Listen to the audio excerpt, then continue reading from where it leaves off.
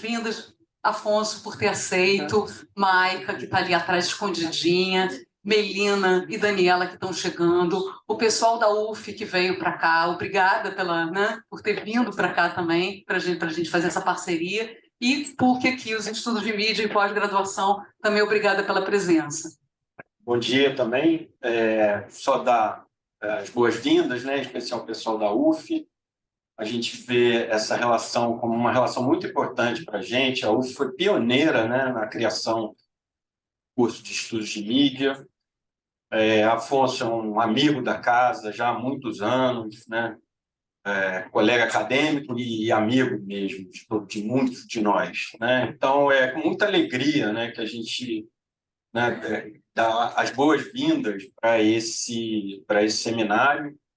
Agradecer a Tatiana, agradecer a Bruna, Marcelo e o pessoal da UF pela organização do seminário, que é importantíssimo para o programa, né? Aquela coisa do coordenador que está sempre pensando quantos pontos eu vou ganhar aqui. Nós vamos ganhar nesse seminário, né? Intercâmbio, né, universitário, duas instituições importantes, dois programas importantes, dois cursos de estudo de mídia importantes no país. Então, agradecer o convite e dar as boas-vindas, né? Sintam-se em casa, a casa é de vocês, pessoal da UF, sintam-se em casa, que a casa é de vocês, tá? Obrigado. Bom dia, obrigado pelo convite.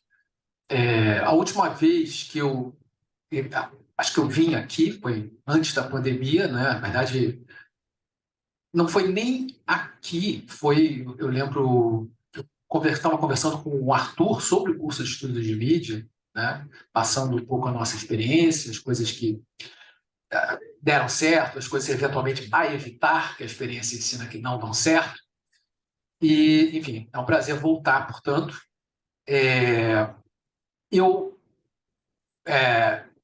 O nome da minha... Eu sou péssimo, eu tenho uma memória horrível, eu esqueço o nome de tudo, né? Mas envolve imperialismo, soberania e plataformas. É isso. Plataformas, imperialismo e soberania. Plataformas, imperialismo e soberania. Quer ficar com ela? Não. É assim, então, eu sei que depois de mim verá apresentações de trabalho muito mais competentes do que a minha no quesito streaming. Porque, efetivamente, streaming é um tema um pouco transversal da minha trajetória. Eu mais oriento pessoas que pesquisam do que propriamente pesquisam, embora, enfim, esteja com um artigo submetido sobre, né? Enfim, vamos ver o que vai acontecer com esse artigo.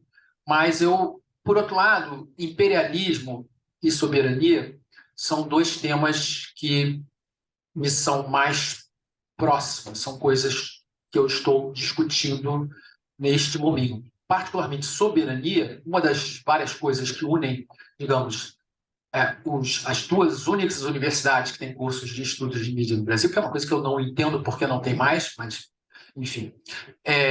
Nós também, Marcelo, parte do nosso INCT em disputas e soberanias informacionais, né?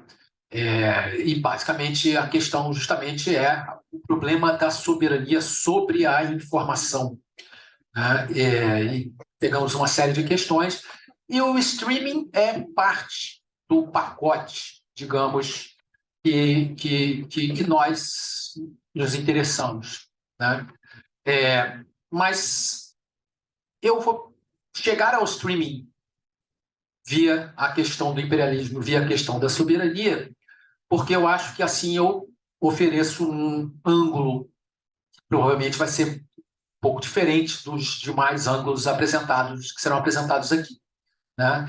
E eu vou começar contando uma história. Então, eu casei, entre aspas, na pandemia, né?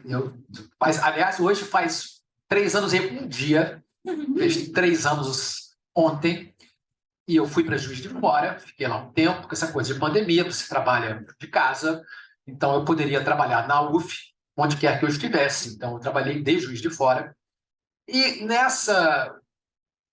essas coisas de casal, coisas que nos unem, né? Uma das coisas que nos une em termos de interesse é geopolítica, interesses na mudança do mundo contemporâneo.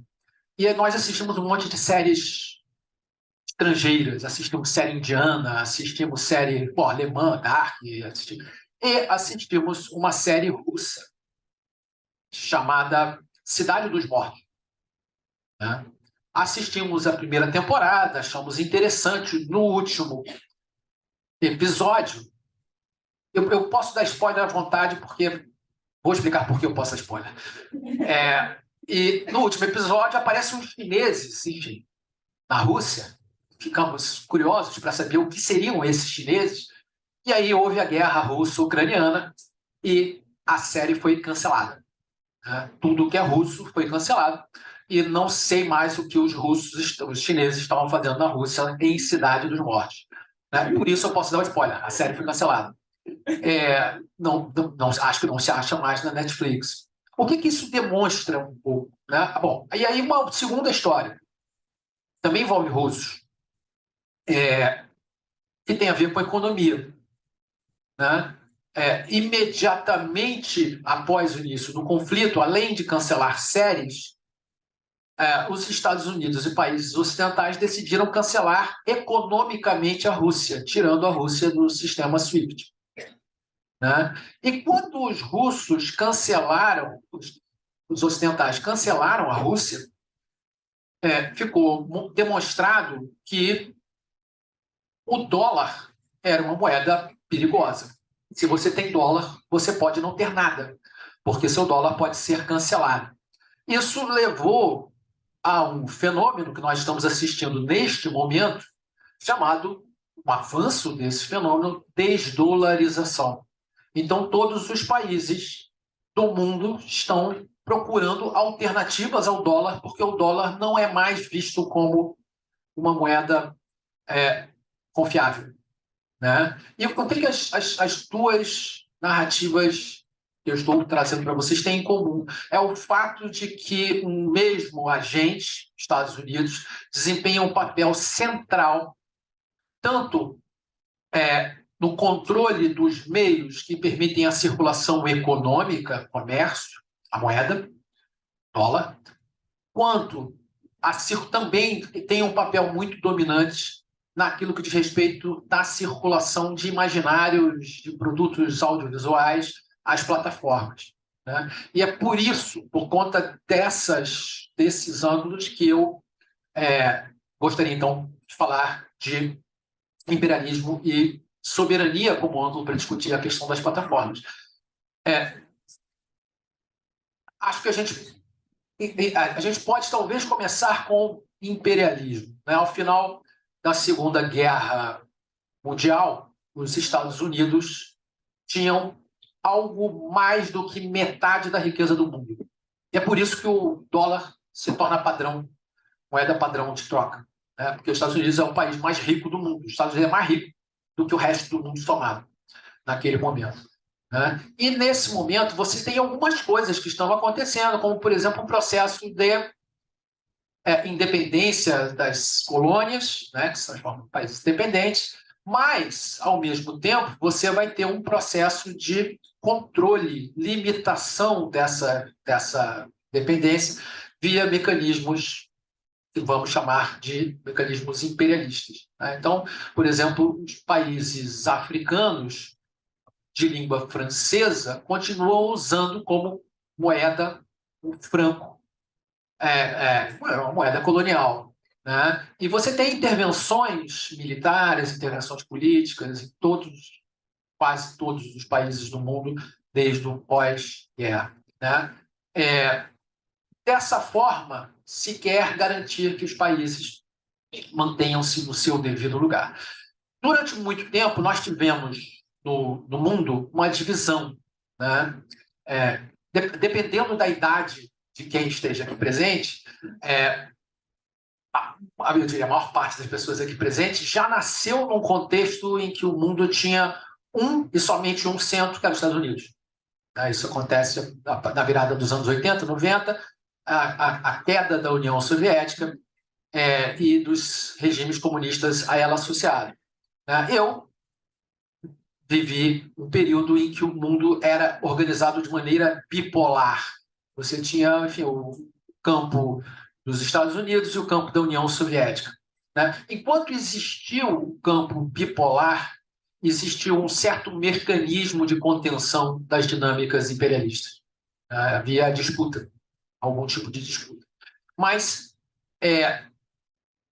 o que é particularmente interessante é que nos anos 60, 70, iniciozinho dos 80, começa a ser produzida uma literatura sobre imperialismo cultural, imperialismo midiático, né?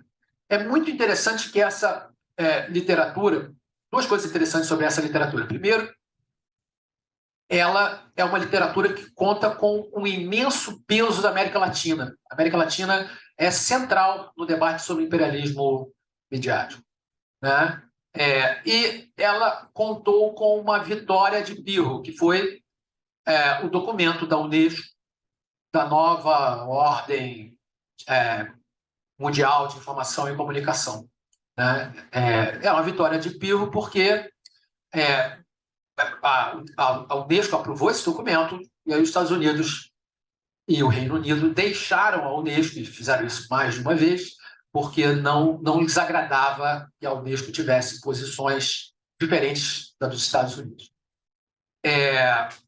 Então, por um lado, existe esse aspecto, é uma literatura que nos é próxima. O outro aspecto, talvez ainda mais interessante, é o fato de que é uma literatura que desapareceu. É como se nunca tivesse existido, né? Não se fala nisso. Aliás, os periódicos internacionais, é quase impossível ver textos sobre imperialismo. Não existe. Não existe, não passa nos textos. E as duas coisas estão mais ou menos somadas, porque durante todo o período do pós-guerra houve uma movimentação liderada principalmente a partir da América Latina, buscando uma ordem global de comunicação mais multipolar. Em contraposição a isso, os Estados Unidos atuavam em torno do princípio do livre fluxo de ideias e produtos comunicacionais, né?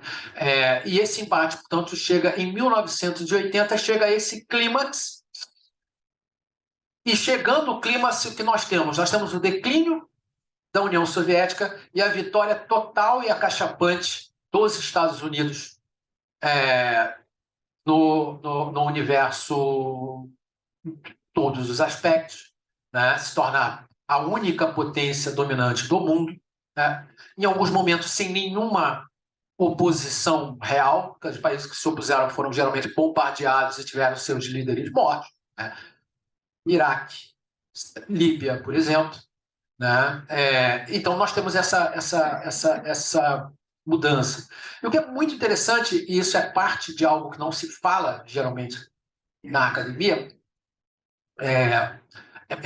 isso é uma das minhas agendas de pesquisa, é que isso aconteceu porque uma outra mudança aconteceu nos anos 90, 80 para 90. Foi o advento de uma ordem global neoliberal, centrada nos Estados Unidos. E ela definiu tudo, inclusive nossas práticas acadêmicas. Todas as práticas acadêmicas foram reorientadas em torno dos Estados Unidos. Então, de novo, uma questão de idade. Eu me formei em Ciências Sociais em 88 e, basicamente, eu lia autores franceses. Era assim que se lia até um determinado momento, né? E os autores franceses basicamente desapareceram, não existem mais, né? São muito poucos, não os conhecemos mais. A França foi extirpada do circuito acadêmico internacional e agora o circuito acadêmico internacional ele funciona na língua inglesa. Como é que isso aconteceu? Não é de graça, há mecanismos que sustentam isso. Um dos mecanismos é a criação de uma ordem neoliberal, acadêmica, estruturada em torno do princípio da competição, né, entre as instituições, né, e competição que se baseia em rankings. Então, nota de programa de pós-graduação é um ranking, nota de curso de graduação é outro ranking. Mas esse ranking em particular é um ranking o ranking é feito a partir dos Estados Unidos. O ranking privilegia instituições dos Estados Unidos, superdimensiona pesquisadores dos Estados Unidos, de tal forma que os Estados Unidos se auto-atribuíram o papel de definir o que é o resto do mundo. E o resto do mundo, para se tornar visível, deve reproduzir essas visões, né? Então, portanto, o que é mais interessante é que a literatura sobre imperialismo ela desaparece no momento em que o imperialismo chega ao ápice. E, obviamente, os dois fatores estão relacionados, porque não interessa, do ponto de vista do imperialista, que se fale do imperialismo, né? E como todos os meios de circulação de conteúdo acadêmico, aspas, relevante, as revistas, digamos, de alto impacto, todas classificadas a partir dos Estados Unidos, todas citando, basicamente, o mecanismo é todo feito para concentrar poder de dizer sobre nos Estados Unidos, né? E Marcelo, eu e outras pessoas fizemos um artigo em 2020, né? Foi publicado, e se nós considerarmos o conjunto dos pesquisadores, cerca de 60%, creio eu, que quase 2/3 dos membros de corpos editoriais das revistas de alto impacto estavam sediadas nos Estados Unidos, né? Então, isso significa... Bom, e aí nós temos um fenômeno, que é o fato de que instituições dos Estados Unidos se transformam em instituições que definem o que o Brasil é. Isso, concretamente, é um exemplo. A Universidade do Texas tinha cerca de 100 e qualquer coisa, 92 pessoas, acho que 70 pessoas no sistema dos pareceristas. América Latina e Caribe somados tinham 50 pessoas sediadas na América. Então, isso significa que a Universidade do Texas tem um poder de definir o que é a América Latina. E o que a Universidade do Texas tem? Um centro de estudo de América Latina, né? Então, nós temos dinâmicas nas quais pesquisadores dos Estados Unidos citam pesquisadores dos Estados Unidos, não citam pesquisadores do Brasil, mesmo se os textos estão disponíveis em inglês, e dessa forma se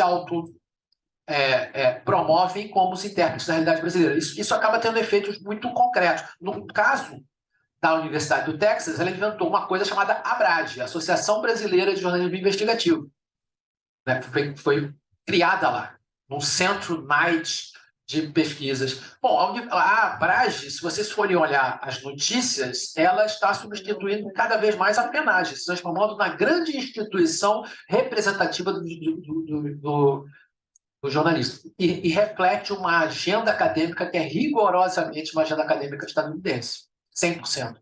Né? E essas coisas são mapeáveis e tem um orientando que está mapeando essa dinâmica, né? Então, ou seja, você tem um problema que se apresenta hoje, que é um problema de uma concentração do poder de dizer, né? E essa concentração se coloca também, né, como o exemplo da série russa colocou, eu diria, é o exemplo mais dramático, mas ele se apresenta de formas menos dramáticas, mas também igualmente problemáticas, né? Você tem um controle do universo do streaming, ele dá um superpoder. E aí tem que fazer uma outra observação. A internet é estadunidense. Ela surgiu nos Estados Unidos, associada ao aparato industrial militar dos Estados Unidos, ARPANET, né?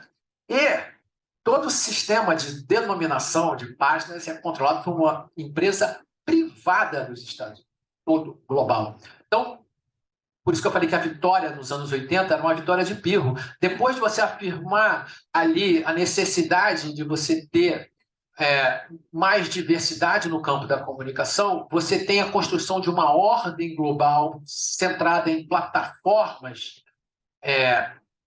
estadunidenses, né, que mediam a nossa relação uns com os outros, né? Consequências disso, nós assistimos isso faz 10 anos, esse ano, enfim, na verdade, neste mês, né, nós assistimos, enfim, as manifestações que estiveram. Enquanto houve essas manifestações, a coisa mais interessante de todas é que ninguém viu uma coisa: as plataformas. Em 2013, ninguém entendeu que existiam plataformas, ninguém entendeu que plataformas concentram poder, né? Ninguém entendeu que plataformas têm impacto, né, político. E as manifestações do Brasil foram repetidas em vários lugares, inclusive eu vi uma foto de uma manifestação na Tailândia que tem um pato amarelo. Então, essas coisas vêm de fora, né? Então, nós temos esse processo de concentração de poder nas mãos de um país, né? E que tem essa consequência de poder anular, mas também de poder representar o país à luz para o globo à luz de determinados parâmetros, né? Então, por exemplo, bom, um exemplo que eu acho interessante é Narcos, que é uma série Padilha, né? Padilha, que é uma série que apresenta a América Latina a partir do olhar do policial dos Estados Unidos, né? É um brasileiro produzindo uma série sobre a Colômbia, na qual o lugar do universal é os Estados Unidos, né? E com direito a barbaridades, do tipo, logo no primeiro episódio, porque o Pinochet era mal, mas fuzilou traficantes, esse tipo de coisa. O Pinochet fazia tráfico de drogas como todo mundo, né? A começar pela CIA, né? Isso é a coisa mais pública, notória e provada do mundo, dentre outras coisas, no tal do escândalo Irã-Contras, enfim. Imagino que em algum momento virou ou vai virar série, né, do coronel Oliver North, que era um esquema que envolvia tráfico de armas para o Irã, que passava com drogas para financiar ilegalmente a guerrilha anti-sandinista na Nicarágua, né? Bom, mas voltando então. Então, nós temos essa situação de poder representar os países a partir de um certo ângulo, poder definir quem assiste o quê, né? Eu vi acho que vocês devem ter assistido também uma série documental bizarra da Netflix, que era Netflix falando mal do Facebook, né? O caso Cambridge Analytica, que é muito interessante, porque a Netflix, que vocês lembram quando surgiu, né, tinha como grande lema nossos algoritmos conhecem você melhor do que você mesmo. Agora está dizendo que os algoritmos são muito perigosos porque eles nos levam a tomar mais decisões, mais os algoritmos da concorrência, não os nossos. Nossos algoritmos são algoritmos conscientes, eles fazem coisas boas, né?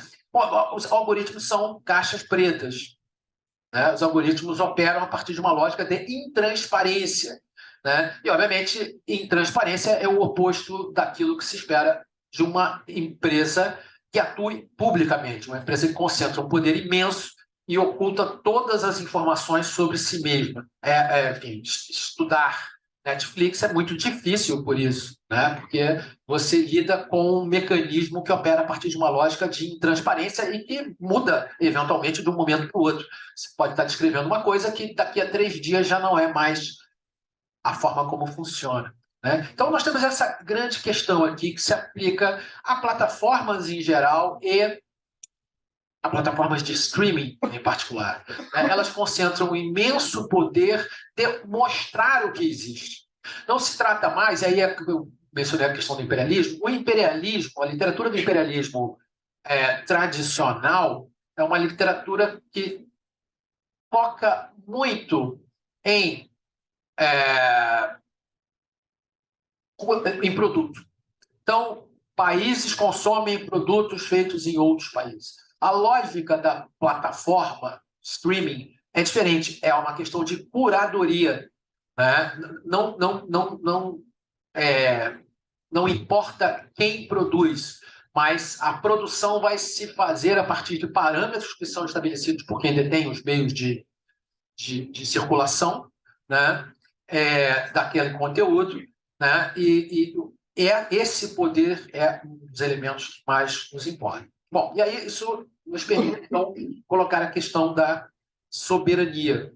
E, de novo, vou falar de algo que eu me referi, né, a decisão suicida, estúpida, né? Essa decisão ela vai ser lembrada por décadas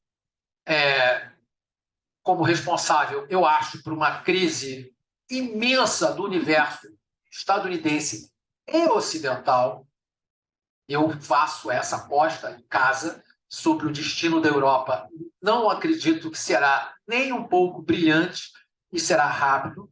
Por quê? Porque são países que se estruturaram a partir desse superpoder que é ter a moeda global. Todo comércio que se faz é comércio que beneficia os Estados Unidos, enquanto a moeda é o dólar. E aí nós temos Donald Trump e Joe Biden atuando em parceria, fazendo coisas diferentes, mas ambos aparentemente produzindo o mesmo resultado.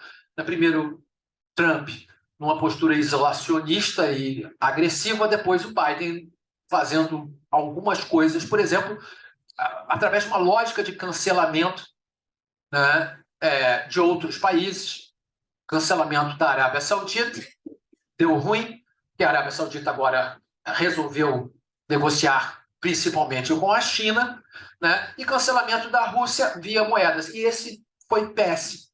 Esse foi péssimo por quê? Porque se meu dólar pode ser confiscado, eu preciso buscar outras moedas. Né? E é isso que está se passando diante dos nossos olhos. Eu fiz trabalho, em 2015, eu estive num evento na Rússia sobre BRICS.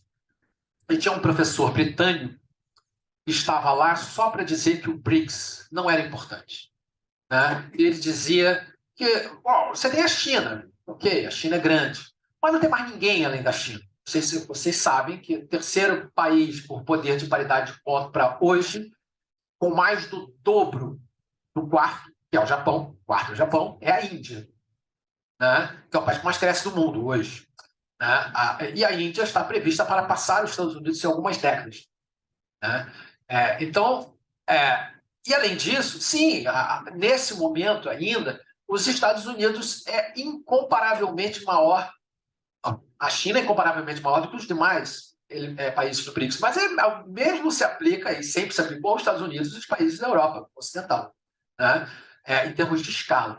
Por poder de paridade de compra, o BRICS, hoje, 5 países, passa G7, 7 países. E vocês estão acompanhando, em agosto deve acontecer isso, né? Vários países devem se incorporar ao BRICS, Egito, Argentina, Arábia Saudita, Irã. E é muito interessante porque Irã e Arábia Saudita se odeiam desde o século VII. E se odeiam por conta de invasão muçulmana da Pérsia, né, que gerou a divisão xiitas, sunitas e coisa e tal. Então, e que agora estão restabelecendo relações diplomáticas e entrando na mesma iniciativa. Então, assim, há uma aceleração de mudanças que são muito grandes. Essa aceleração passa por mecanismos que apontam na direção de uma lógica de construção de soberania. Né? Por que eu gosto de falar disso, particularmente num contexto como esse, em que é uma palestra para graduação e pós? Né? Porque esse contexto é um contexto que se apresenta como muito rico do ponto de vista das universidades, das possibilidades, né, profissionais.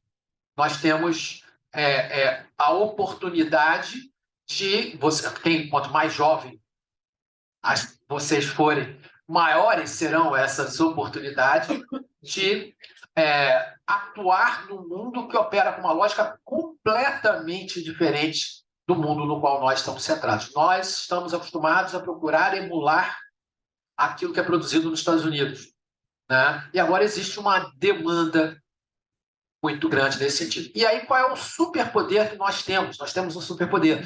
Nós somos latino-americanos. E isso é um superpoder incomensurável. A América Latina é uma região que basicamente fala, com um pouquinho de esforço, a mesma língua. Espanhol e português são muito parecidos, né?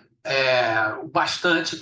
Nós fizemos um evento durante a pandemia e eu participei de uma mesa que, na verdade, foi interessante, que era eu, a Mireia, Mireia?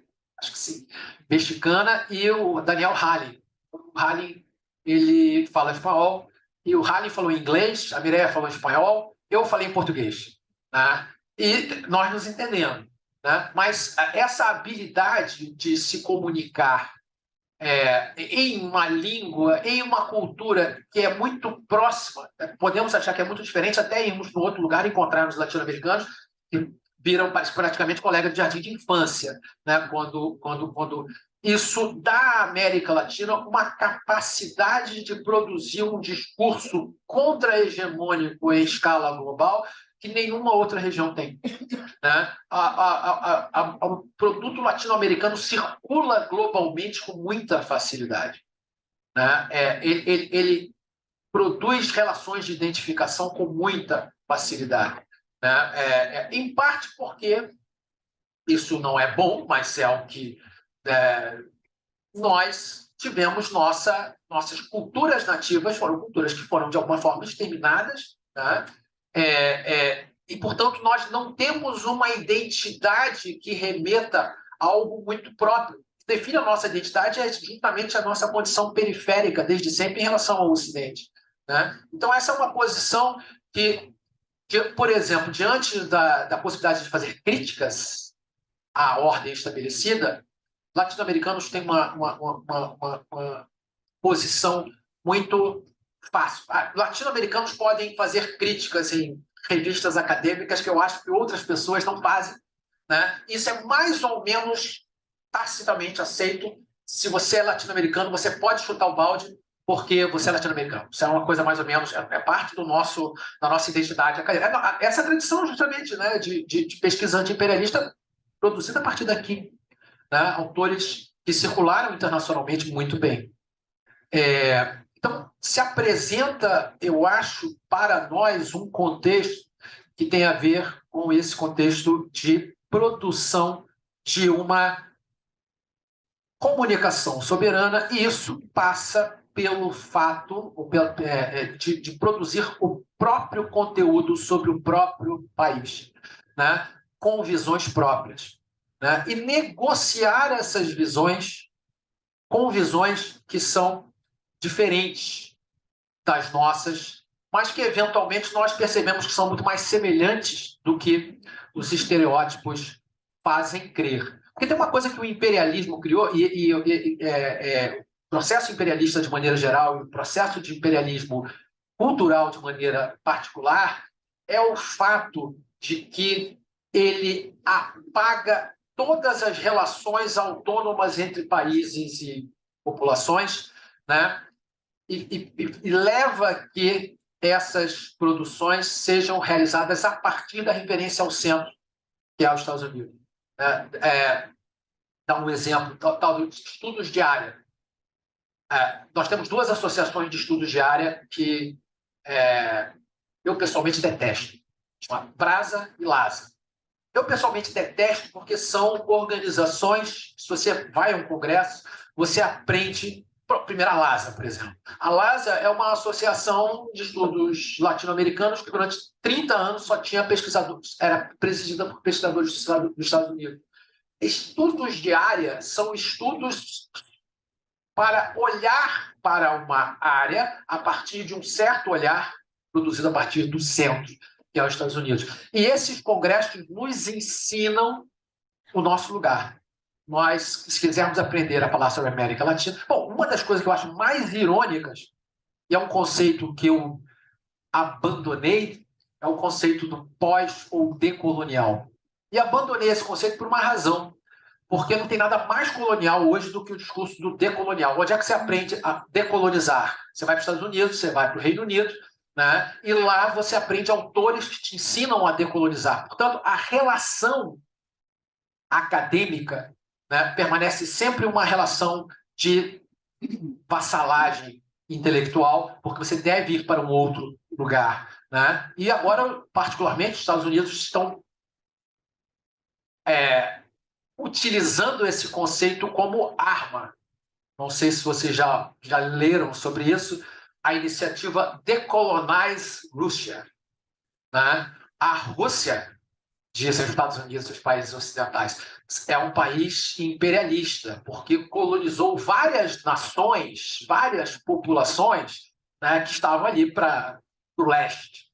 Então, tem mapinha, inclusive, da Rússia dividida em 27, 37 pedacinhos, né, que seriam... Bom, eu acho lindo o raciocínio, aplicamos aos Estados Unidos e transformamos no território Sioux, território Apache, território que rigorosamente é o mesmo raciocínio. Né? É a coisa que aconteceu. Uma das coisas que hoje, e de novo, isso é parte digamos assim, do prazer que eu pelo menos tenho de viver no mundo de hoje, um mundo em que mudanças estão acontecendo, que eu nunca imaginei que aconteceriam diante dos nossos olhos, é o fato de que, assim como na economia, um dos catalisadores do processo de autonomização ou de soberanização das plataformas é o próprio Estados Unidos. Né? Por quê? Porque os Estados Unidos nos ensinam uma coisa, não sou eu que estou dizendo, os Estados Unidos nos dizem. Eu vi uma entrevista do Neil deGrasse Tyson, é isso? Aquele divulgador científico, né? Dizendo que ele é conselheiro da Casa Branca e coisa e tal, dizendo que sim, temos que cancelar o TikTok. O TikTok é muito perigoso, porque o TikTok ameaça a soberania dos Estados Unidos. Raciocínio perfeito, né? E extensível, portanto, ao YouTube, extensível, portanto, à Netflix, extensível, portanto, a todas as plataformas estadunidenses. Os Estados Unidos, nesse momento em que a lógica do cancelamento se tornou lógica padrão, passaram a atuar, mesmo que não tenham consciência disso, aparentemente não têm, contra os seus próprios privilégios universais duramente adquiridos desde a Segunda Guerra Mundial. Né? Então, isso oferece muitas oportunidades para nós. Né? Eu acho que nesse contexto, por exemplo, acho que uma coisa que não é de pouca relevância é o fato de que o banco do BRICS está nas mãos de Dilma Rousseff. Isso significa um peso muito grande do ponto de vista da capacidade de criar, interagir, produzir cultura em escala global. Acho que essa será uma agenda que provavelmente mobilizará, criará muitas oportunidades profissionais para quanto mais jovens forem vocês, maiores serão as oportunidades, porque mais tempo terão para isso se amadurecer. Mas isso vai demorar um pouco. Né? E aí é que entra um último comentário sobre essa questão que diz respeito ao papel da universidade, que eu sempre gosto muito de enfatizar. Né? Nós estamos acompanhando, por exemplo, um debate que parece uma coisa meio de pinhata, aquela coisa de ficar batendo no negócio com os olhos vendados, que é o debate sobre a desinformação. Né? Debate sobre o projeto de lei, rigorosamente não há saber sólido estabelecido no campo. E pior, o saber que geralmente está por trás do processo de debate legal no Brasil vem dos Estados Unidos. Né? Em 2018, nós tivemos uma série de iniciativas promovidas pela FGV no Brasil, mas pelo Atlantic Council. Atlantic Council é rigorosamente OTAN, sobre combate à desinformação. Né? E nós temos uma série de instituições, todas elas financiadas via Estados Unidos, que atuam nesse processo. Se vocês olharem os agentes que são citados no debate, que são citados pelos ministros dos Supremos, são agentes que estão inseridos dentro dessa rede. Né? Ou seja, nós estamos nesse momento, eu diria que hoje vive uma situação meio curiosa. Qual é a situação curiosa? O domínio no campo da cultura, ele sucede em mais ou menos uma geração, pelo menos, o domínio no campo econômico. Por quê? Porque é preciso uma geração para formar intelectuais, né? Uma maneira. Então, nós estamos vivendo hoje, de alguma forma, o ápice do controle global dos Estados Unidos sobre o mundo. Vou dar um exemplo aqui que parece o oposto do que eu estou dizendo. Nunca houve tantos trabalhos em revistas internacionais publicadas por europeus. Mas esses trabalhos refletem uma visão de mundo que é essencialmente estadunidense. Não, aquela pesquisa europeia que vocês conheciam, característica interrogativa, mais filosófica, ela desapareceu. No campo da comunicação não existe mais. Os europeus fazem pesquisa baseada em método pesado e fazem pesquisa de método muito melhor do que os estadunidenses, de maneira geral, eu chutaria. Né? Fizeram um grande investimento. Então, os Estados Unidos investiu, a Europa investiu muito para se tornar uma província. Tem livro sobre, né? Imperialismo por convite, a relação dos Estados Unidos com a Europa. Então, nós estamos vivendo esse contexto. No momento em que, econômica e politicamente, nós temos uma tendência na direção da soberania, nós não temos intelectualmente a capacidade de formular isso em termos de propostas e práticas profissionais. E qual é a instituição que tem esse poder? Né? É a universidade.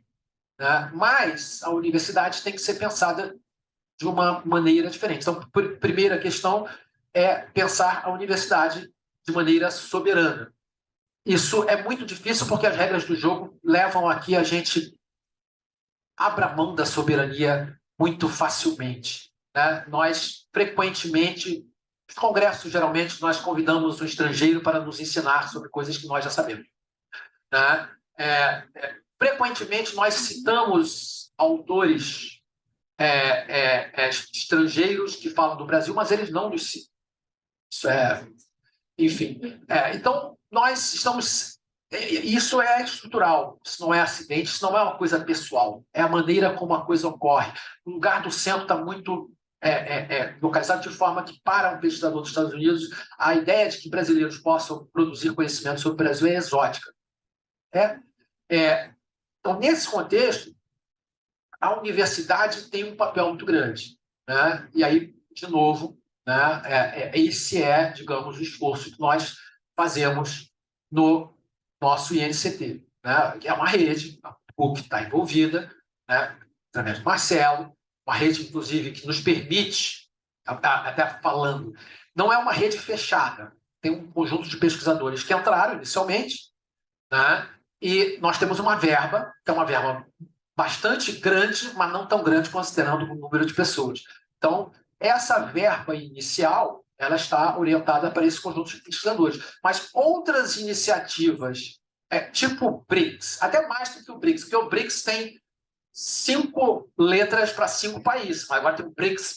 Então, vamos pensar assim, INCT+. Né? Da mesma forma, o INCT ele tem a proposta de ser uma rede internacional de pesquisa sediada no Brasil. Essa é a proposta. Né? E, portanto, tem a proposta de ser uma rede maior do que a rede que é atualmente.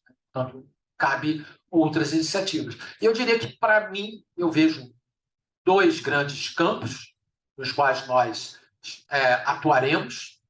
Há outros, mas esses 2 são muito fortes. Uma tem a ver com a questão de 3. Tem a ver com trabalho de plataforma, essas questões. O Rafael Groma faz parte da nossa rede, trabalha com isso. Uma segunda tem muito a ver com desinformação, que é um tema inclusive estamos criando, né? Acho que é a primeira vez que eu digo isso, não é a primeira vez que eu digo isso publicamente, porque eu disse nós estamos criando lá na UF um centro de referência para o ensino do combate à desinformação. A proposta é que nós normatizemos o campo do combate à desinformação como campo acadêmico para a universidade e, eventualmente, nós pretendemos oferecer disciplinas para outros cursos, há cursos interessados, digamos, física, interessados em ter aula sobre desinformação científica, né? E, eventualmente, pensando em termos de escolas, né? Criar conteúdo sobre desinformação. Qual é a proposta por detrás disso? A ideia é reforçar o papel da universidade como agente capaz de anunciar perspectivas próprias, não reproduzir perspectivas estrangeiras, né? Então, nós temos no INCT um grupo de pesquisadores muito bom, né? Que fazem parte atualmente, né? E nós estamos trabalhando muito colaborativamente, e nós temos, portanto, uma literatura brasileira sobre, que é muito interessante, mas que normalmente só está acessível para os pesquisadores que pesquisam o tema. Então, um pouco a ideia é criar essa iniciativa. De novo, parcerias são bem-vindas. E o outro campo é o do streaming. Eu diria que são os dois grandes campos, né? O outro campo é o do streaming, né? Justamente porque nós temos questões dramáticas do ponto de vista da soberania que se constroem a partir do streaming. Uma das mais básicas, mas das menos lembradas, tem a ver com a memória propriamente, né? Por isso que eu falei memoráveis, porque a palavra pulou, né, de lugar no meu pensamento. O fato de que cultura é memória, né? E nós operamos no mundo contemporâneo a partir de uma lógica de desmemorização, né? Nós temos um processo sistemático de apagamento, né? E esse processo sistemático de apagamento ele é muito problemático do ponto de vista... Eu diria que há várias coisas que a gente, juntando os dois temas, quando a gente pensa em desinformação, a gente tende a pensar no fulano mal intencionado que, enfim, diz coisas bizarras para nos iludir. E ok, essa pessoa existe, mas há toda uma estrutura que apaga a solidez daquilo que nós entendemos como sendo verdadeiro, legítimo e adequado, né? E que, portanto, favorece essa situação. Esse ano, creio eu, Melina, eu e Rodrigo escrevemos um texto sobre o History Channel.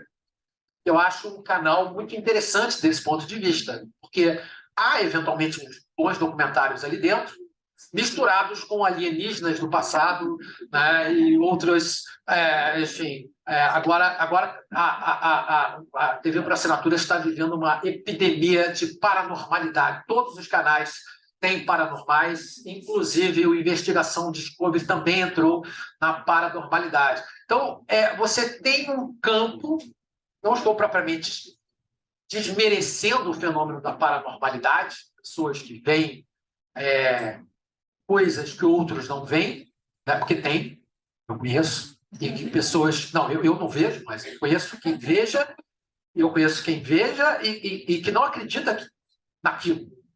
Olha, né? Mas a grande questão é que, portanto, nós temos um processo... A construção de soberania envolve mais do que simplesmente entrar no jogo, né? E por isso eu acho tão importante a gente estar aqui com um evento sobre streaming. Discussão de soberania tem a ver com discutir as regras do jogo, restabelecer as regras do jogo, repensar a possibilidade de discutir o mundo e a produção de imaginários sobre o mundo a partir de outras premissas, né? Eu acho que nesse universo, eu imagino, as universidades terão um peso muito grande, porque as universidades são o lugar onde se formam elites. Todas as universidades, né? No caso brasileiro, nós não temos instituições como Harvard e coisa e tal, que são lugares... Bom, eu sempre gosto de citar Oxford. Os 17 últimos primeiros ministros britânicos, 14 se formaram em Oxford. Né? Se isso não é o ultra-elitismo do ultra-elitismo, nada mais será. Né? Se há alguma coisa menos democrática do que isso, no sentido de democracia, nada mais será. Então, você tem instituições que têm esse enorme peso. No Brasil não existe isso. Né? Não existe esse contexto dessas universidades, não atuam da mesma maneira. A coisa está mais distribuída entre as universidades, o que é bom, né? Dentre outras coisas, porque essa lógica de universidade é uma lógica de reprodução de elite, né? De reprodução de pensamento, de reprodução de agenda de controle de poder e de imperialismo. As universidades dos Estados Unidos, eu estou querendo escrever um livro sobre imperialismo midiático, que quero falar sobre universidades nos Estados Unidos, dando nomes de universidades dos Estados Unidos. Né? Por exemplo, no caso brasileiro, onde me interessei pelo assunto, ainda posso falar de streaming por conta desse assunto, né? Nós tivemos um pesquisador estadunidense chamado... sumiu o nome do desgraçado que eu vou lembrar. Matthew Taylor. Matthew Taylor é o arcano da pesquisa sobre corrupção no Brasil e que circulou alegremente com Sérgio Moro para cima e para baixo o tempo todo, deu falas. Sérgio Moro ganhou 2 prêmios na Universidade Notre Dame e etc. Né? E tem livros escritos por Columbia, todos dizendo que a Lava Jato foi o grande evento judiciário da história da América Latina. Né? E eles continuam dizendo isso, maluco ainda. Né? Ou seja, aí você vê a relação imperialista e intelectual. Né? E onde é que isso tem a ver? Onde é que isso liga com o streaming? Né? E aí também publicamos já, eu, Melina e Rodrigo, né? Não é essa a ordem da publicação, um artigo sobre o mecanismo, Netflix. Né? E aí eu acho, para fechar até com um exemplo concreto, né? Para não dizer que não falei de streaming, o mecanismo é um caso de uma série, né, que olá, é o caso de uma série que tem consequências muito importantes do ponto de vista da política brasileira. É uma série que foi divulgada em no ano 2018, no ano da campanha eleitoral brasileira, né, por uma mídia estrangeira, né, e que construiu um relato. Nós ainda estamos trabalhando outro texto sobre isso, esse voltado para o público internacional, né, e que foi explicitamente construída como uma série docudrama, digamos assim, né? Com características documentais e que descrevia, né, a narrativa ficcional do Moro como sendo uma narrativa ficcional de série. A narrativa do Moro, obviamente, nós sabemos essa altura do campeonato, que todos os quaisquer aspectos que nós fizemos olhar, foi inteiramente ficcional em todos os aspectos. E, dessa forma, se apresentou como um dos elementos que ajudou a garantir, não era esse o objetivo, mas acabou sendo o resultado, a vitória do Bolsonaro. Né? Por quê? Bom, eu não sei se vocês já assistiram, essa série é alucinada, uma série bolsonarista chamada Doutrinador? Alguém já assistiu essa série? É uma série 100% fascista feita no Brasil sobre um personagem. Mas ela é muito fascista. Ela é muito fascista. Né? No primeiro episódio, o doutrinador mata na porrada o governador no Rio, né? Um meio Rio, meio São Paulo, né? Mas, enfim. Então, há ali um contexto de uma série, um discurso antipolítica e anti-instituições que foi produzido para consumo interno. E é muito interessante ver, no caso do mecanismo, né, e é um pouco sobre isso que queremos trabalhar, essa interposição entre ficção e debate político real. Não é a primeira vez, a gente sabe que a Netflix fez isso com o House of Cards. O perfil da Netflix Brasil usava House of Cards para comentar política brasileira, né? Mas nós temos esse imenso poder atribuído a esse agente Netflix como intérprete, né? Num primeiro momento muito sedutor, né? Num segundo momento, eu acho que essa é a grande virada, né?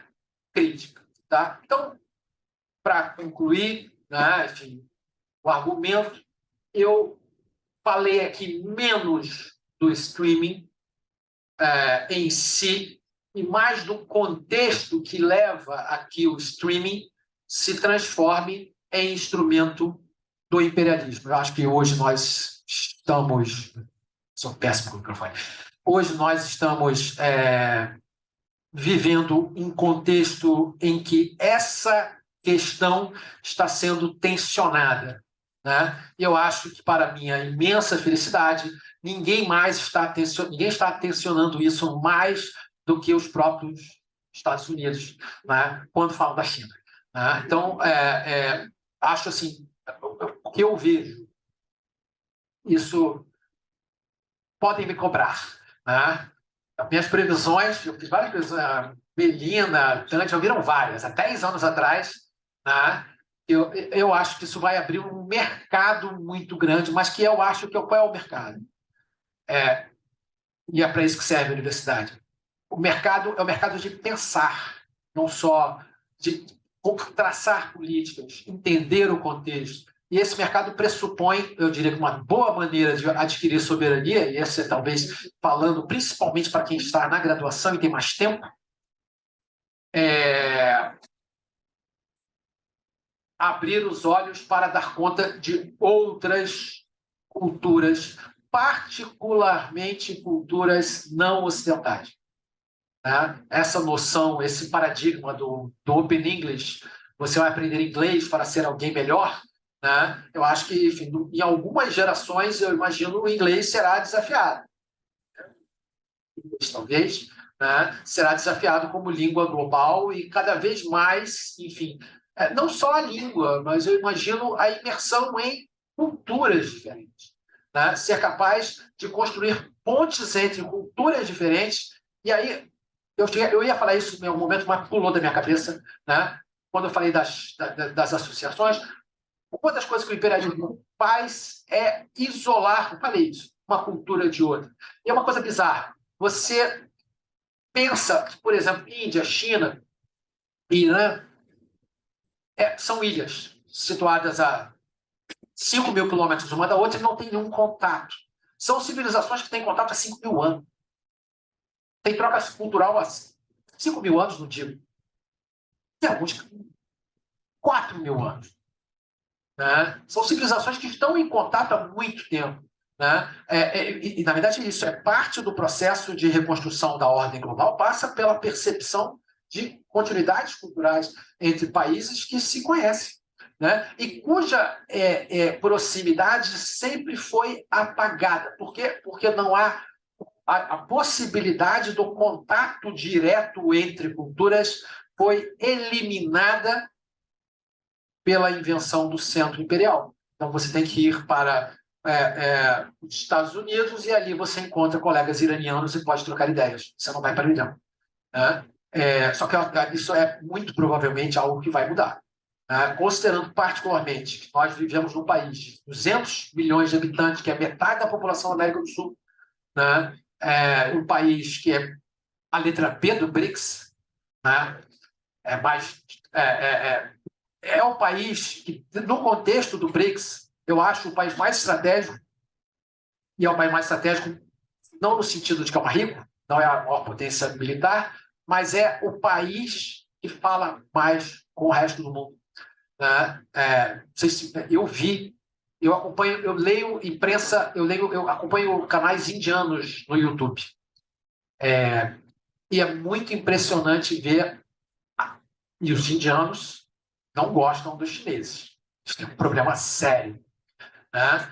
E a visita do Lula à Índia é um relato absolutamente fantástico de efetivamente uma liderança global em contexto do ponto de vista da leitura indiana, né? Então, assim, nós temos esse papel, e eu acho que esse papel, portanto, vai produzir imensas oportunidades, desde que a gente se atente para elas. Certo? Termino por aqui, obrigado.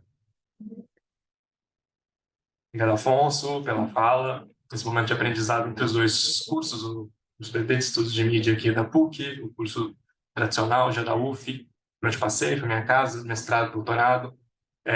E lembro muito de conversas que a gente vem tendo há um tempo, né, e a reproposição do conceito de imperialismo enquanto chave analítica para entender a geopolítica da comunicação no mundo hoje. E eu queria te ouvir um pouco mais sobre o debate e a articulação teórica que se faz hoje para entender isso do ponto de vista de imperialismo cultural e, mais especificamente, para entender o streaming e a Netflix especificamente, que é o tema do seminário de hoje. E aí, bom, não sou pesquisador do assunto, pesquiso originalmente comunicação política, mas tenho muito interesse especificamente em debate de estudos de plataforma. E aí fui ler sobre o assunto e vi uma entrevista que Melina e Dan fizeram com Strauber, em que é super interessante a forma como ele vai desenvolvendo o argumento e a perspectiva sobre imperialismo cultural e Netflix especificamente, em que ele vai construindo uma chave analítica que se desdobra em 2 pontos. Primeiro, se a gente for pensar do ponto de vista cultural e do ponto de vista da expansão cultural enquanto programas transnacionais, a Netflix, em alguma medida, dá alcance ou dá visibilidade a shows, digamos, como o Squid Game, e dá alcance transnacional a esses shows, portanto, uma perspectiva de fluxos que, em alguma medida, reduzem aquela ideia de dominação imperialista de mão única, né? Países desocidentalizados consumindo cultura basicamente estadunidense.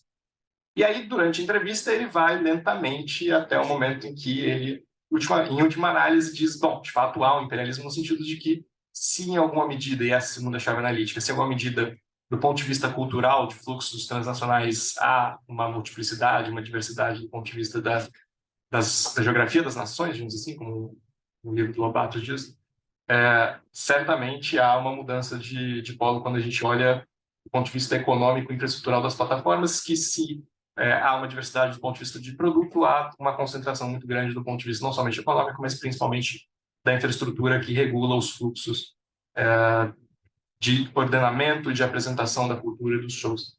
Então, eu queria te ouvir um pouco mais sobre isso especificamente para articular principalmente orientações recentes que você fez sobre isso, sobre China, o trabalho da Maiar. Bom, primeiro, ali foi um ótimo trabalho, entrevista, leiam a entrevista, que vocês vão ver, enfim, as entrevistadoras levando o entrevistado, deram um nó no entrevistado e ele admitiu o que ele nunca admitiu, né? E aí, isso não é pessoal, mas o Strauber foi central no enterro do discurso, conceito, no debate sobre imperialismo. Ele tem um texto, que é um texto muito citado, chamado Interdependência Assimétrica, e basicamente o argumento do Strauber eu vou começar com o Strauber para chegar nesse ponto. O argumento do Strauber é justamente esse. Na verdade, portanto, o Strauber não está inovando, ele diz, mesmo antes das plataformas, que a Globo talvez seria o maior exemplo global de agente que produz conteúdo televisivo em escala, digamos assim, numa direção anti-hegemônica, digamos assim, alternativa, né? Não necessariamente nem resistência, mas pelo menos assim, alternativa. Tem outro país, ou seja, há diversidade. E o que é muito interessante, as coisas interessantes são as coisas que estão no texto, mas eu acho isso muito louco, as pessoas não procuram um conceito. Interdependência assimétrica não é um conceito de Strawber. Interdependência assimétrica é um conceito de relações internacionais do Joseph Nye, né? E é outra coisa também que me incomoda: relações internacionais, como quase todas as disciplinas, reproduzem conceitos que são originados no campo das políticas de Estado e que depois são transformados em conceitos acadêmicos, né? O Joseph Nye é um conselheiro, né? E o nome do livro no qual o conceito aparece é Bound to Lead, Obrigado a Liderar, né? Claro, está falando do papel dos Estados Unidos no mundo. Então, ou seja, o conceito de interdependência assimétrica é um conceito da teoria neoliberal das relações internacionais, né? Que se remete a uma ordem na qual os Estados nacionais não têm mais o monopólio no peso do imperialismo. Essa é uma característica, né? Boa parte do exercício do imperialismo é exercido via instituições financeiras internacionais, Banco Mundial, Fundo Monetário Internacional. Banco Mundial é um dos principais agentes intelectuais do mundo hoje. Uma enorme quantidade de conceitos que as pessoas usam por aí, a torto e a direito, vem do Banco Mundial. Definição de corrupção vem do Banco Mundial. Accountability, rule of law, uma lista gigantesca que são produzidas como políticas, né, porque o Banco Mundial se define como um banco do conhecimento. E tem um investimento gigantesco nisso e tem... Bom, todo o debate da desinformação tem esse papel, né? Então, isso é parte do cenário que a gente está vivendo hoje em dia, nesse cenário internacional. E nós temos um monte de agências, Transparência Internacional, uma lista gigantesca, passando pelo fact-checking, que é uma coisa que é forjada nos Estados Unidos, a International Fact-Checking Network, é uma coisa criada por um sujeito que criou porque quis, decidiu, quer fazer, e inventou uma coisa internacional. E as pessoas falam, porque não tem técnica rigorosamente nenhuma, é um achômetro, né? Mas tem um mecanismo de definição que é verdade e produção de sanções a partir daí. É isso que o fact-checking faz. Ele desautoriza versões alternativas àquelas que se dominam. Então, por exemplo, embora as pessoas gostem do fact-checking ou da ideia de fact-checking, quando nós temos desinformação vinda no campo da direita, o fact-checking é usado para criar expressões como jornalismo hiperpartidário para se referir à mídia progressista. Então, por exemplo, ser contra a Lava Jato é ser hiperpartidário. Ser a favor da Lava Jato é o normal. Basicamente, a mídia fez. A mídia ser antipetista não é ser hiperpartidário.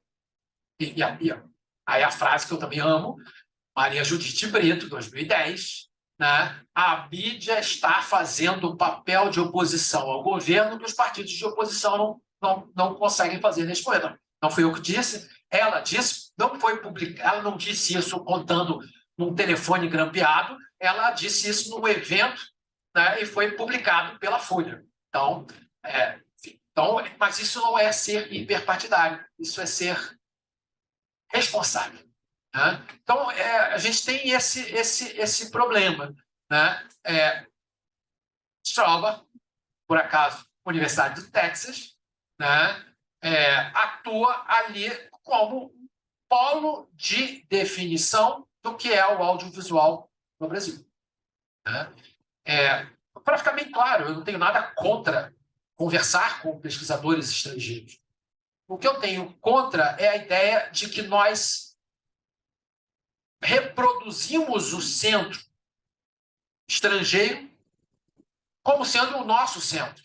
Ou seja, que o que eu tenho coisas contra é a ideia de ser satélite de instituições estrangeiras, né? Eu acho muito interessante, por exemplo, o fato de que no Brasil, né, nós temos produção de conhecimento sobre, por exemplo, televisão, que é autônomo, né? Não, inclusive se internacionalizando, né? Pessoas aqui presentes, inclusive, estão fazendo isso, né?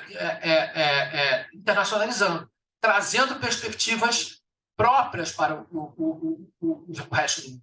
A gente sempre usa o resto do mundo a partir dos Estados Unidos, estamos no Brasil, o resto do mundo é o que não é o Brasil.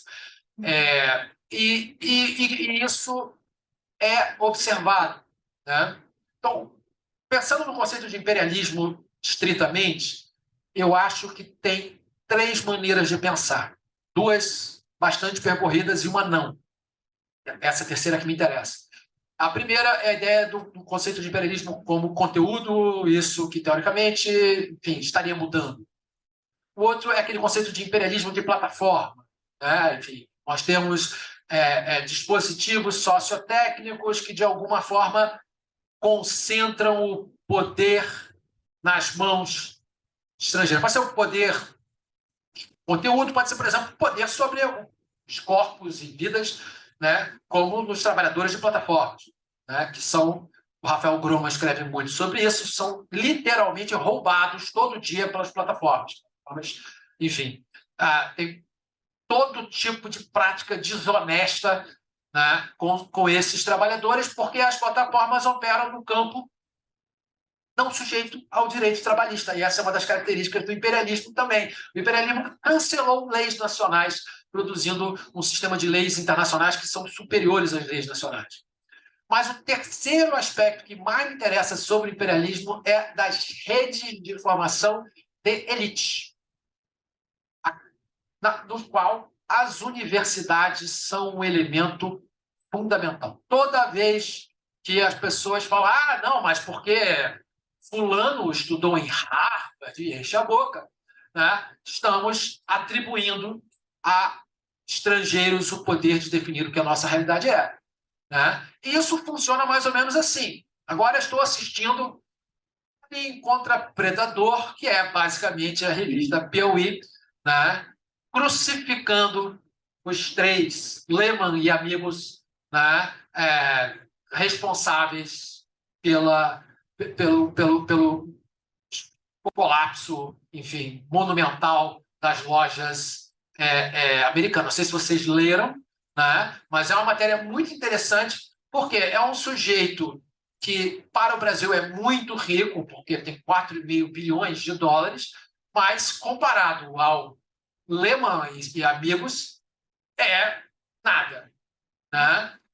Então, basicamente, o texto poderia se chamar Nós somos os outros 99,9999%. Tá? Porque aí, mais ou menos, eu acho que mais alguns nomes, talvez, o Walter ou o João Salles são. Eu estou acompanhando isso com bastante interesse, por quê? Porque o Lehman é financiador de bibliotecas universitárias, Centro Lehman. Tem um Centro Lehman de Estudos Brasileiros, né? Ou seja, você tem um... Bom, a Universidade de Houston, talvez, o curso de comunicação chama-se curso Jacques Valente de Comunicação. Jacques Valente era o sujeito que vinha sacanear o cinema brasileiro para garantir cota para o cinema estrangeiro. É isso. Rigorosamente, se isso não é imperialismo, nada mais será. É nome de universidade. Ou seja, você tem todo um conceito no texto em que as universidades se transformam em lugar de normalização do que é imperialismo como agenda acadêmica. Uma das maneiras, eu escrevi um texto que foi publicado no ano passado sobre isso, é através do conceito de democracia. Os Estados Unidos, em 1983, o Reagan criou National Endowment for Democracy, que basicamente é o esforço dos Estados Unidos de usar o conceito de democracia para exercer poder político sobre outros países, né? E a universidade é central nisso, né? Então, quando você pega em revistas da comunicação política e jornalismo, você tem países que são definidos como democracias consolidadas, democracias transicionais e países autoritários. Não existe nenhum critério. Inclusive, os países mudam de artigo para artigo, né, de classificação. Mas as categorias estão tomadas como dados. Basicamente, é nós, o mais ou menos outro e o outro absoluto, né? E, basicamente, a maior parte desses artigos, quando são comparativos, são a questão X em 12 democracias consolidadas. Esse discurso nos coloca numa posição de inferioridade intelectual e moral, né? E isso se reflete nas relações com os pesquisadores estrangeiros, porque como eles têm democracias, eles podem nos ensinar. O mais interessante de tudo isso é que a transição não termina nunca, né? Países transicionais, isso assim, Portugal e Espanha, em 74, 5, fizeram sua transição para a democracia e viraram imediatamente democracias. Os demais países nunca, nenhum país fora da Europa jamais concretizou a sua transição para a democracia. Então, obviamente, nós estamos falando de outra coisa. Estamos falando de Ocidente. Essa associação entre conceitos normativos, democracia e territórios específicos, essa ficção geográfica chamada continente europeu, né, sabemos, não existe, e minha aposta para daqui a 40 anos, isso aí, eu não estarei vivo para que vocês me cobrem, mas a Europa se chamará Ásia Ocidental. E, rigorosamente, não existe nada ali que, se você olhar, 80% do continente, se a gente pensar geograficamente, Eurásia, mas vamos dizer aí que a Europa tem muito pouco para oferecer em termos de população e, rapidamente, em termos de riqueza também, comparado à Ásia. Só apagamos a Ásia da nossa vida e ela está voltando com força, né? Mas, então, assim, eu acho que nesse momento, obviamente, nós vivemos essa ficção de aquele pequeno território que cabe todo dentro do Brasil e sobra muito espaço, né? É o centro.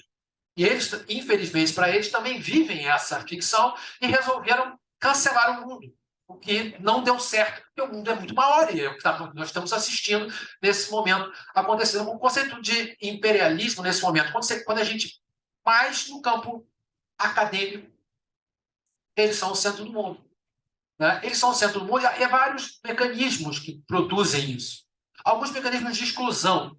Marcelo ia para o evento da ICA, mas teve problemas com o visto. Os eventos da ICA não tem visto. O Canadá é difícil, se você não está com visto, ponto, ninguém mais consegue visto para o Canadá. Está um inferno, fila de 1 ano de atraso. Então, há países que têm necessidade de visto, há países que não têm necessidade de visto. Os países que não têm necessidade de visto podem ir a todos os eventos, que são todos na América do Norte e, eventualmente, na Europa Ocidental. Os demais países, é mais caro ir, se você é pesquisador de outro país, você tem a boa probabilidade de não conseguir entrar, e você, se conseguir ir, você vai participar de mesas que falam do seu país, que basicamente não tem brasileiro. Isso que vai acontecer. E o que é que se está construindo ali? Se está construindo o poder de dizer o que é o Brasil. Não só o Brasil, todo mundo, né? Seja porque não se fala, e historicamente é o caso da África, academicamente não se fala, ou porque se fala de uma maneira, a partir de um certo olhar. E essas redes, eu acho assim, as universidades são instâncias estratégicas, centrais na construção dessas redes. Tá? E aí, de novo, pegando o caso da Abrage. Tanto a Abrage quanto a JOR são organizações criadas a partir da Universidade do Texas, da Fundação Knight. E opera da maneira que você vai para lá estudar com eles e coisa e tal, e eles Eu estou escrevendo um texto agora sobre... Na verdade, já mandei sobre comunicação... na verdade, troca o tema de imprensa alternativa, né? E, basicamente, é muito interessante como há uma mídia brasileira está sendo, eles chamam de mídia empreendedora, Nexo, Agência Pública e outros, que é essencialmente financiado por fundações estrangeiras. 60% da verba da agência pública, segundo o site da agência pública. Qual é a consequência disso? A consequência disso é que, no momento em que o Brasil adota políticas soberanas no campo internacional, esses jornalistas caem-se. Maduro, discurso da China, posição de não comprometimento do Brasil, alinhamento automático com o Ocidente, no caso da guerra entre Rússia e Ucrânia, né, e outras. Então, esse mecanismo é um mecanismo que está em construção. Nós estamos assistindo ele a ser desenhado diante dos nossos olhos. Essa é uma coisa que eu acho que as pessoas não se sentem confortáveis para dizer, porque envolve dizer, olha, sua instituição, né, é uma instituição imperialista, né, mas rigorosamente é. E isso foi feito assim. Vou dar um exemplo aqui. A área da ciência política, nós citamos literatura estadunidense para tudo, né? Essa corrente da ciência política foi inventada em uma década pela Fundação Ford. Como, aliás, a ciência política no Brasil foi inventada pela Fundação Ford. Né? O FMG e o antigo e o PERJ, atual IESP. Né?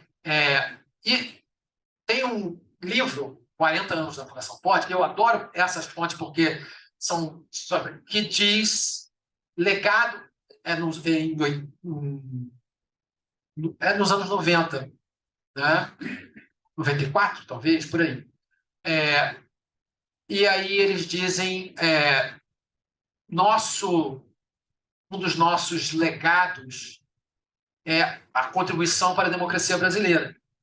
Por exemplo, toda a equipe econômica do presidente Fernando Henrique foi beneficiária de recursos da Fundação Ford. Isso basicamente significa que a reforma neoliberal brasileira foi induzida pela Fundação Ford. Né? E no mundo todo. Isso acontece, as fundações fazem isso no mundo todo. Aqui no Brasil, nós temos um grande recurso anti-imperialista que não existe na maior parte dos países hoje, de maneira significativa, que é investimento público na educação. Investimento na Europa, por exemplo, tem investimento público? Tem, mas tem muito mais investimento dessas fontes de fundação, etc., que conduzem a agenda. Né? Então, por exemplo, a agenda do fake news. Fake news é uma coisa que foi inventada de um dia para o outro, basicamente. Né? Um texto em particular, que é muito citado, não vou lembrar o nome dos... Não, é um outro. São dois autores. Alcott e eles... Mas o que é fake news? Fake news é aquilo que as fact-checking definem como sendo fake news. Não tem definição. Né? Então, você tem na verdade, quem falou disso muito antes de mim, nesse sentido, eu não estou propriamente sendo nem um pouco criativo, porque isso foi dito em 2000, Bourdieu tem texto sobre imperialismo, no qual ele discute isso. E ele também, nas suas obras sobre jornalismo, discute, sobre jornalismo mesmo eu não acho interessante, mas sobre o contexto político eu acho. Processo de construção de verdades circulares via fontes. Né? Então, se você domina as fontes, você não precisa dominar a imprensa. Se você define quem são as fontes, a imprensa vai definir a realidade a partir do que você quer. Né? E há um investimento gigantesco nesse sentido. Né? Então, o papel da universidade, eu acho, é o de oferecer alternativas. Né? E no Brasil, nós temos, eu creio, como nós passamos pela experiência eu acho muito interessante porque esse meu papo de imperialismo, geralmente, primeira vez que eu falei publicamente, foi agora na Compolítica, eu estava preparado para que as pessoas olhassem para mim como se eu fosse maluco com um chapéu de alumínio, porque, enfim, parece um papo de teoria da conspiração. Quando você lê a literatura, e a literatura coloca o número do processo que liberou o recurso X de fulano para Beltrano, geralmente militares, agências de inteligência, etc., aí você entende que não. Né? Mas eu acho que é muito interessante que no Brasil esse tipo de discurso ele é mais acessível porque nós tivemos a experiência direta de intervenção estrangeira na Lava Jato. Isso é público, notório, né? Nos trouxe consequências terríveis do ponto de vista da ordem política, consequências terríveis do ponto de vista da ordem econômica, um atraso gigantesco do ponto de vista da soberania, né, da produção, Petrobras e investimentos no exterior levados a cabo por empresas brasileiras, e etc, etc. Portanto, é parte do nosso processo de aprendizado. Acho que, assim, academicamente, nós aprendemos o que, acho eu, europeus, por exemplo, não aprenderam. Vão. Né? Vão e não vai ser bom, mas para eles. Por quê? Porque, nesse momento, por exemplo, os europeus replicam a agenda dos Estados Unidos contra seus próprios interesses. Por exemplo, vamos cortar o gás da Rússia. O gás agora está 5 vezes mais caro. Qual o ganho disso? Logicamente, nenhum. Né? O que isso implica do ponto de vista da indústria alemã, que é basicamente o coração da economia alemã? Isso é um desastre. Os produtos alemães se tornam menos competitivos. Né? Enfim, eu acho que nesse contexto nós temos aqui essa possibilidade de pensar o imperialismo, mas uma das coisas interessantes é que nós temos que fazer isso não só no Brasil. Esse é o grande desafio, e por isso a questão de montar rede é importante. Uma das coisas que conversamos no INCT é a importância de citarmos brasileiros e citarmos uns aos outros nos trabalhos internacionais. E você, quando olha o trabalho, o pesquisador estrangeiro, ele vê que existe literatura sobre o Brasil, escrita por brasileiros. Né? E ela é significativa. Eu diria, por exemplo, eu acho que os coreanos fizeram isso na pesquisa sobre K-pop. Se você pegar revistas Media Culture Society, quase todo número tem um trabalho de um coreano. Né? E os autores citados são, na maior parte, coreanos. Então, nós já temos a Coreia pensando a sua produção intelectual a partir de uma iniciativa própria. Eu diria que o Brasil tem muito mais oportunidade para fazer isso do que a Coreia, porque o Brasil é um país imensamente maior do que a Coreia. Né? E uma das coisas boas que nós temos é o fato de que a Coreia meio chegou a um pico ali que eu não acredito que tenha muito para onde subir. Nós temos muito... Acho que uma das coisas boas de estar no Brasil é essa. Aquilo que nós não temos é a oportunidade de ter no futuro. Né? Então, a oportunidade de produzir, né? Como realidade do futuro. Obrigado, Afonso. Eu tenho 3 perguntas. Não é nenhuma pergunta especificamente, não. Mas enquanto você falava, me chamou muita atenção quando você colocou que a América Latina está, de alguma forma, exercendo um protagonismo, um novo protagonismo, enfim, dentro dessa ideia de produção de uma comunicação soberana. E aí, pegando, por exemplo, autores como Martim Barbeiro, ele classifica como principal formato industrial cultural da América Latina a telenovela. Né? E aí que, de alguma forma, a TV Globo constrói o seu imperialismo, a sua soberania, né, na verdade, com base nos preceitos americanos, mas ela produz um formato industrial que pode ser lido como uma espécie de imperialismo assimétrico, uma espécie de contra-hegemonia do processo, porque ela se alicerça, de alguma forma, na ideia do popular, que dentro dessa reconfiguração da dinâmica de poder no mundo pode ser uma nova chave aí de leitura para a gente repensar essa questão do imperialismo. E aí, como é que fica? Só que a gente está vendo, a gente fala muito de Netflix e tudo mais, a gente não fala do Globoplay. Como, dentro dessa lógica do imperialismo de plataforma, o que a gente... Posso estar completamente errada, mas tenho interpretado que a gente tem visto uma diminuição da TV Globo e, efetivamente, o Globoplay como uma plataforma de streaming menor diante do poderio das demais. E, de alguma forma, talvez seja essa a nossa única saída num posicionamento de poder internacional. Enfim, não sei, o que você pensa um pouquinho disso? Obrigado pela questão. Até um ponto, o Marcelo pediu para eu falar, mas eu acabei não falando, mas por conta da sua intervenção eu vou falar, é que, para mim, imperialismo está ligado à assimetria de poder. Então, não é simplesmente, por exemplo, que pessoas consomem produtos brasileiros, mas eu citei aqui o caso do Jacques Valente, porque tem alguém que tem um porta-aviões, que tem recursos econômicos e que ameaça produzir sanções econômicas se você não obedecer e, portanto, consumir produtos dos Estados Unidos. Então, essa é uma diferença. Esse poder econômico dos Estados Unidos, aparentemente, eu imagino que será bíblico, o colapso econômico associado ao fim da moeda do dólar. Como você vive 1 milhão por mês, e aí você passa a ter 10 mil. Mesmo que seja 100 mil, você tem uma queda de padrões e coisa e tal. E aí eu acho, em primeiro lugar, nós temos esse espaço que se chama BRICS.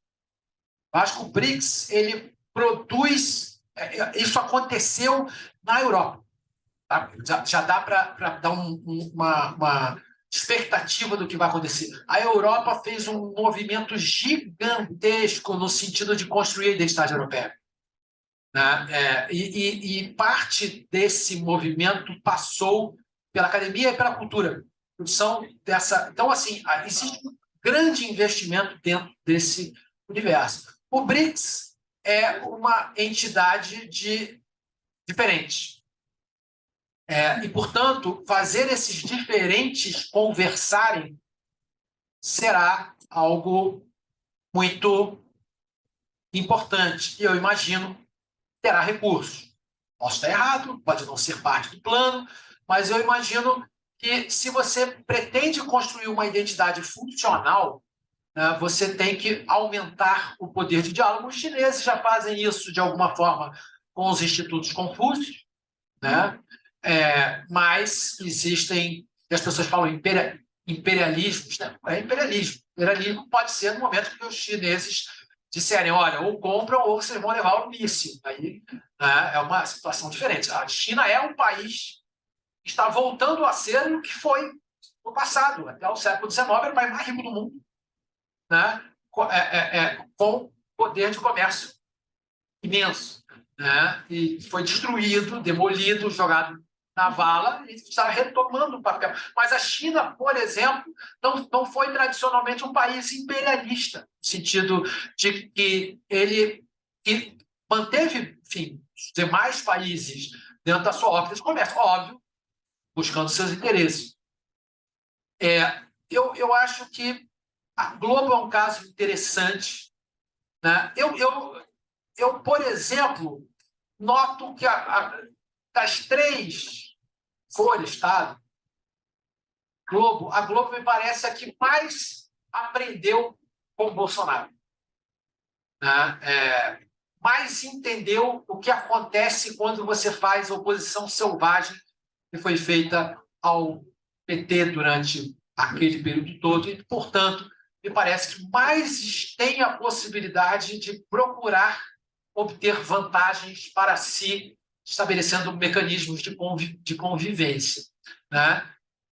Não sei, não estou dentro da cabeça das pessoas da Globo, mas algumas, igual anteontem, o Lula A assessoria do Lula desmentiu um negócio sobre projeto Minha Casa, Minha Vida. O sujeito disse que uma casa de 15 metros quadrados era do Minha Casa, Minha Vida.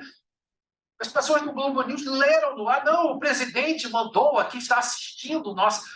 Isso é muito diferente. Isso é muito diferente. O que significa, não sei.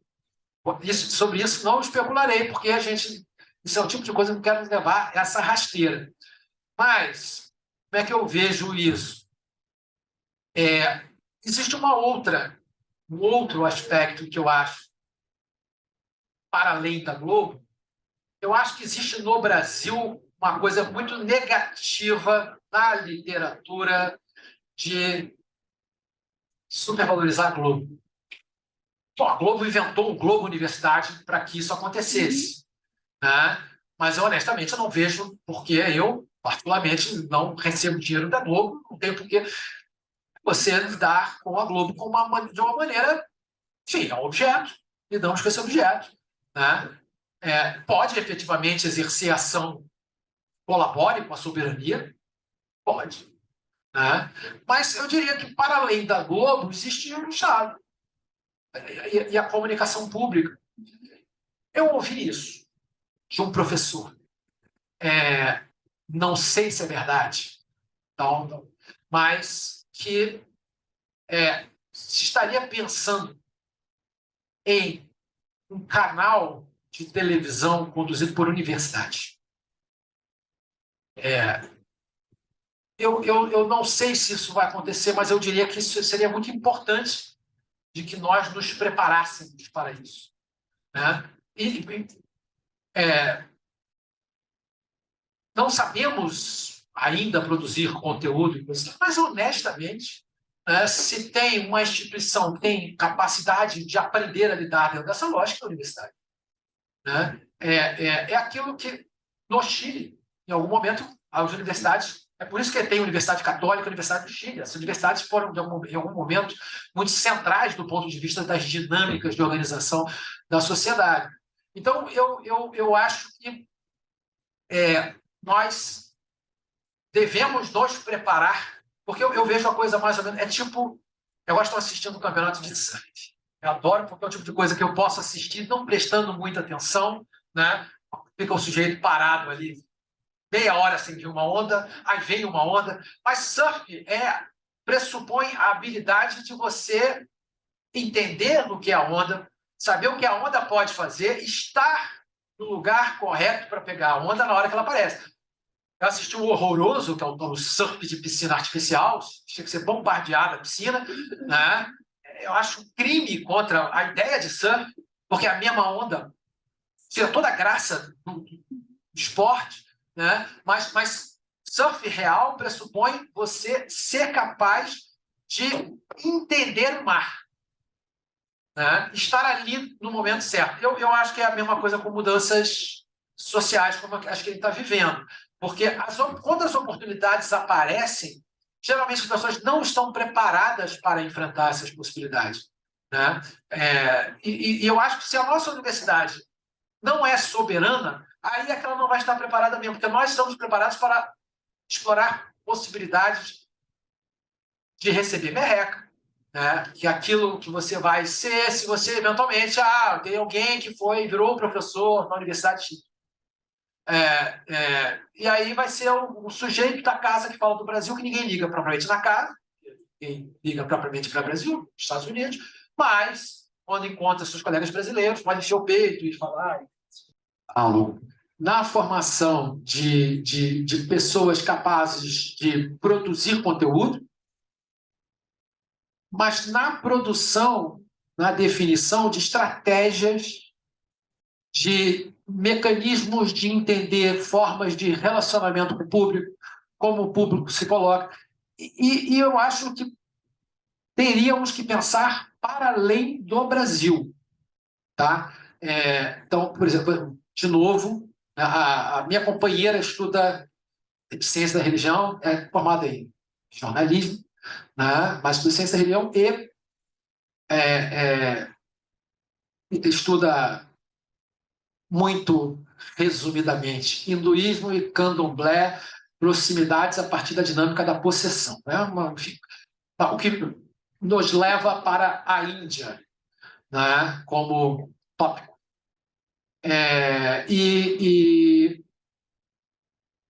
Quando nosso imaginário sobre Índia é inteiramente equivocado. Nós não entendemos nada de Índia, né? Nós não sabemos, por exemplo, acho que a jornada do herói é uma narrativa indiana, né? Como a maior parte das narrativas são ocidentalizadas, né? Então, o know-how narrativo, por exemplo, de gurus, né?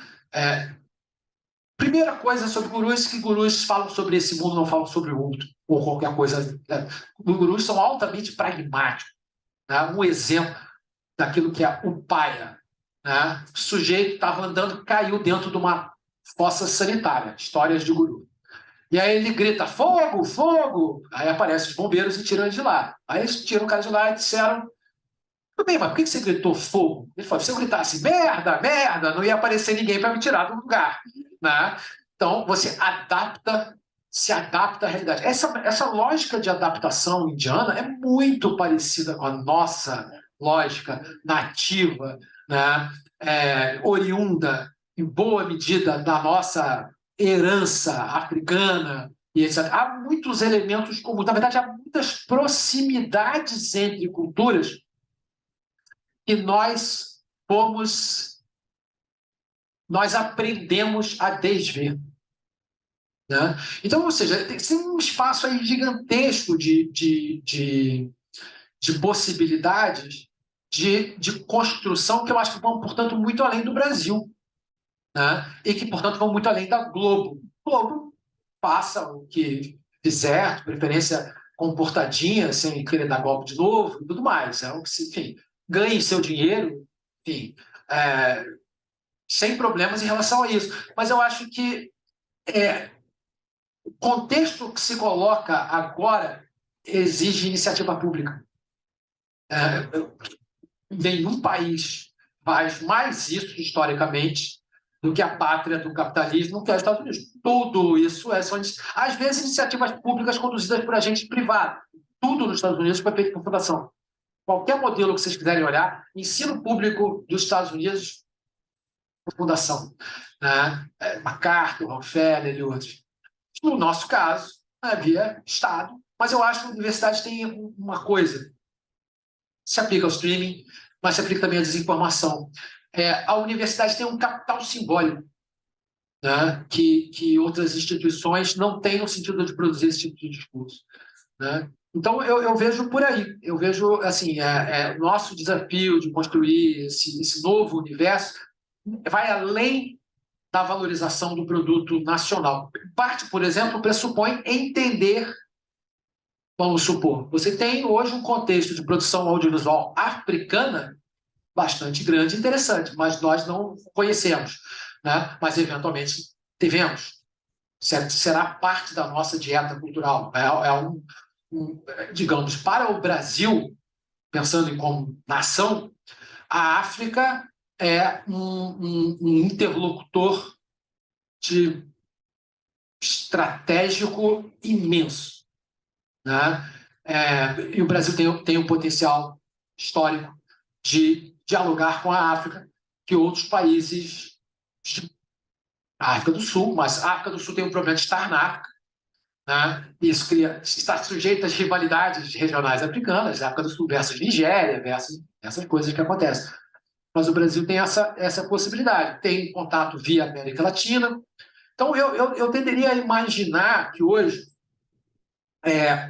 você terá oportunidades de diálogo que passam não só, por exemplo, por dinâmicas de troca intelectuais, pessoas viajarem para países que hoje nós não frequentamos academicamente, mas que são países que têm tudo para ganhar muita relevância no mundo que virá, imagino. Tudo isso a confirmar. né? Mas eu acredito muito nisso, né? A América Latina, em particular, é algo que nós deveríamos reforçar imensamente os nossos diálogos. Por exemplo, a gente não tem, por exemplo, tem associações de comunicação ou eventos sistemáticos, permanentes de comunicação, unindo pesquisadores da América Latina, né? Enfim, o fato de nós não termos significa que nós podemos criar, né? Então, acho que tem muita coisa aí. No nosso caso, até falando, no caso, o INCT, voltando ao ponto, ele se propõe, enfim, quando entra em INCT, a chance de ganhar projeto, ganhar recurso, aumenta muito, porque é um projeto que já recebeu um tipo de menos de 10% dos projetos que foram implementados. Lá na UF, só o nosso, né? Então, para as agências de fomento, isso é um investimento seguro, já tem uma garantia. Mas, justamente, não é uma coisa do grupo original de pesquisadores, é uma coisa que se expande para além disso. Então, por exemplo, iniciativas de soberania ligadas ao campo do streaming audiovisual e etc., e quiserem ser feitas, né, podem contar com apoio na forma de outros recursos, né? A gente, digamos, novos editais de eventos, editais de pesquisa mesmo, interinstitucionais, né, que podem ser construídos sob o abrigo do INCT. A nossa proposta é exatamente essa: criar um centro que seja poderoso bastante para rivalizar com os centros dos Estados Unidos. Nesse primeiro momento, como tudo na vida parece uma fantasia alucinada, mas muitas coisas que hoje são realidades, em algum momento também foram fantasias alucinadas. É isso. Obrigado, Afonso. Vamos encerrar a mesa agora de manhã, já é tarde, para a gente voltar depois do almoço para a continuidade do evento. Obrigado. Obrigada.